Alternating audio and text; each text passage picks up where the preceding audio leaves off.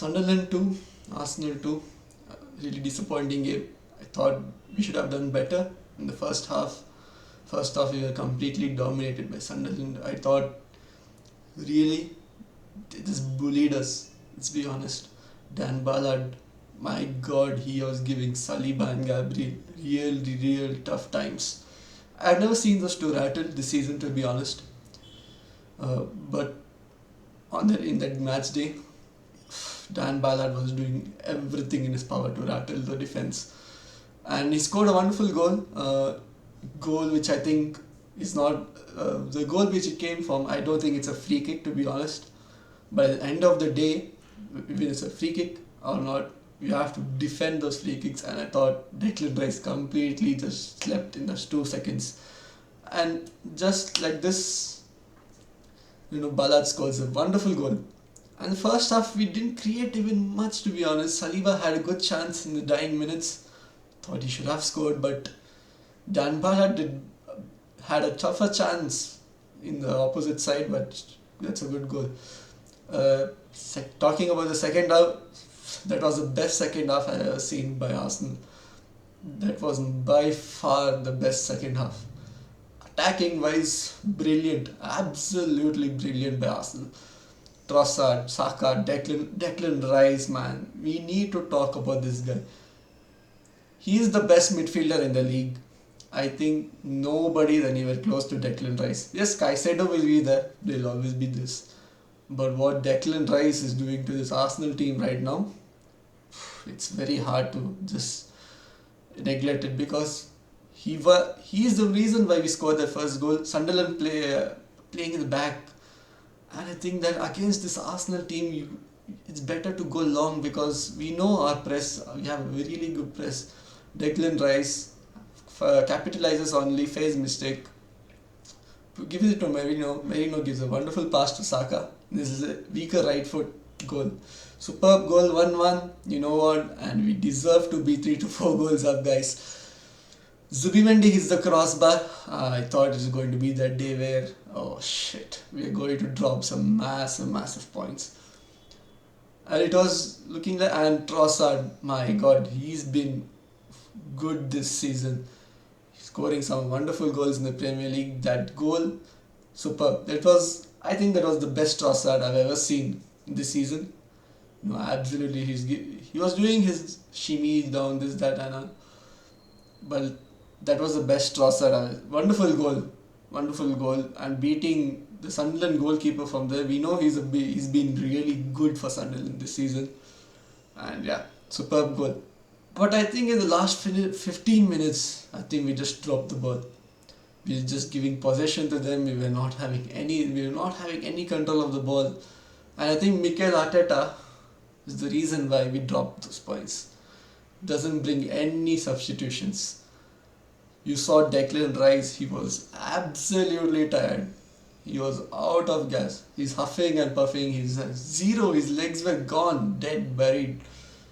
Still he doesn't sub him. At least if he had brought in a Christian Norgard or a Ethan Wanyeri, at least these two will keep the ball with them, and he can take out some precious time. And I think that is where Mikel Arteta just didn't do the subs which I think was needed in the game, because we had travelled to Prague. It's a really long flight, but we should be honest with ourselves. We can't blame injuries, because I think we have a still good squad. We had to change the midfield. We saw that midfield was really tired.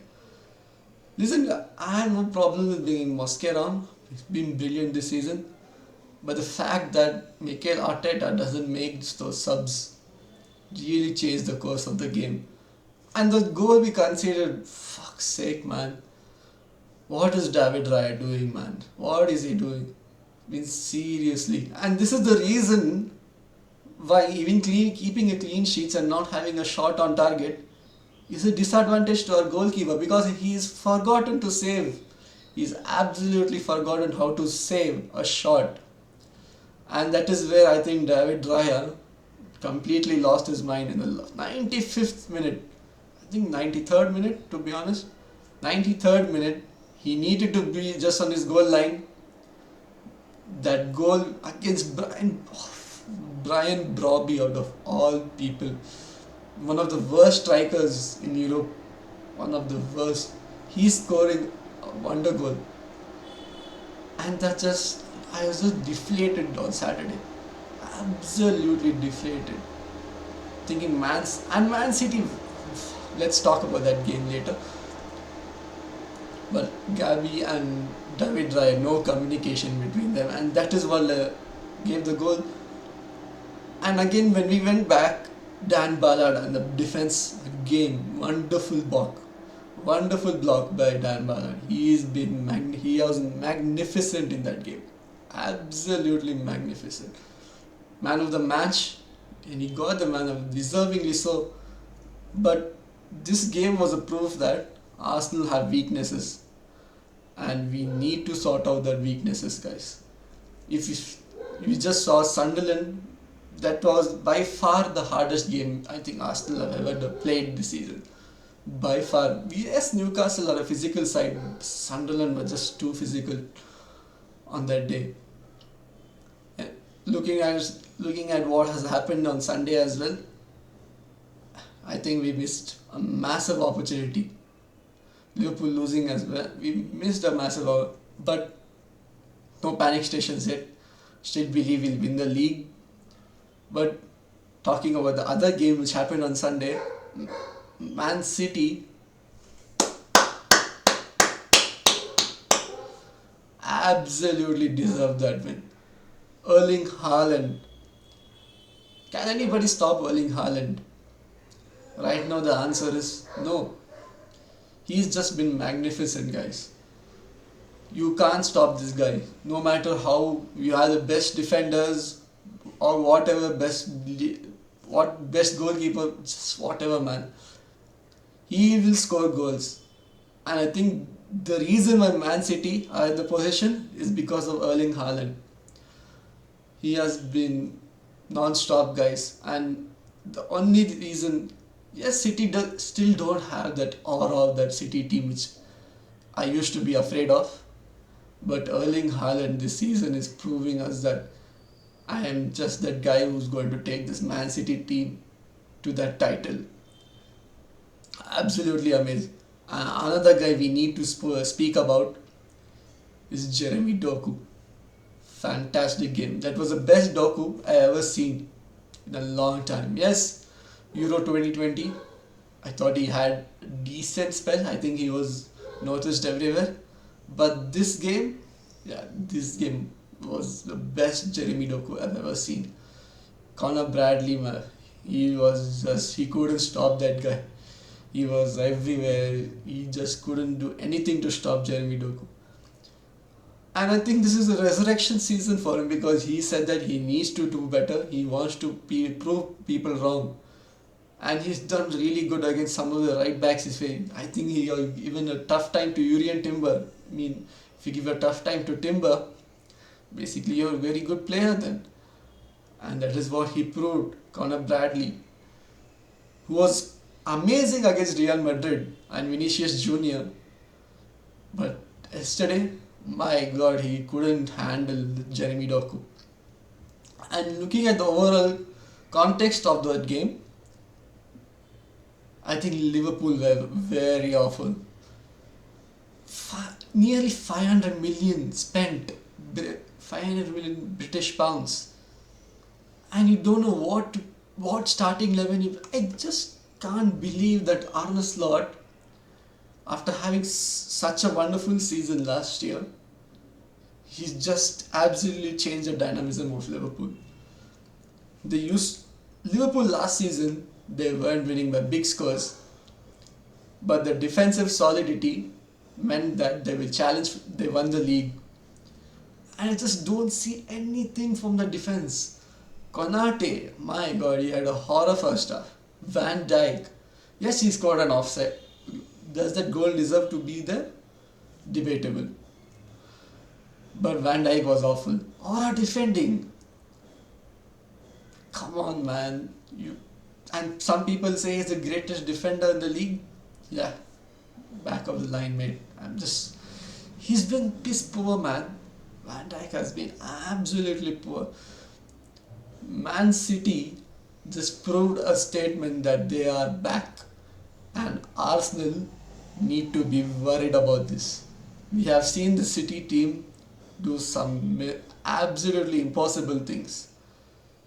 We can't afford to slip up anymore. We need to be on our game. After the international break, Spurs, Bayern, Chelsea, we need to win these three games to prove that we can win the Premier League and we have a chance to win the Champions League. But right now, for me, I think the Premier League is important for me. I haven't won it for a long time, and the Champions League is the biggest thing. But I want to win the both. I want the double, and we need to win something this year. With the squad depth we have, we need to be winning majors this season. I think Man City's weekend, to be honest. Man City just proved a statement to everyone that they are not gone. I mean, the start of the season when they lost two games, everyone was like, "Oh yes, City are not going to do anything this season," including me. I thought City pathetic in those first two games where they lost against Spurs and Brighton, but they have somehow resurrected themselves, and they have proved that we are not to be taken lightly. And that's somewhere I think Pep Guardiola has done a fantastic job. Many of them say that he's not a rebuild manager. I think he's trying to do something new. Let's see what's going to happen with Pep Guardiola's Manchester City. It'll be really interesting to see how this goes. It's not, and if fingers crossed, if Man City wins the league again, I'd rather be somewhere else, man, because I just can't see this Arsenal team winning with Mikel Arteta. I'm very sorry. I hope we do the job end of the May and at the end of the season, and fingers crossed we win the Premier League, Champions League. Have a really good parade off season, wonderful World Cup as well, and just hope that Arsenal do the job. Man City drop points. That is what we want. International break, going to be a boring weekend, boring week, 2 weeks, absolutely boring without football. That's it. I just hope you have a wonderful day. Peace.